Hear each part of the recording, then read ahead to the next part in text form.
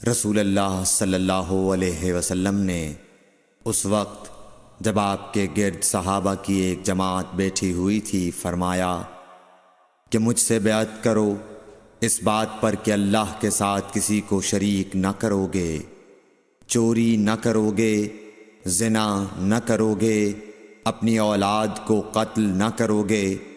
اور ناعمدن کسی پر کوئی ناحق بہتان باندھو گے، اور کسی بھی اچھی بات میں اللہ کی نافرمانی نہ کرو گے۔ جو کوئی تم میں اس عہد کو پورا کرے گا تو اس کا ثواب اللہ کے ذمہ ہے، اور جو کوئی ان بری باتوں میں سے کسی کا ارتکاب کرے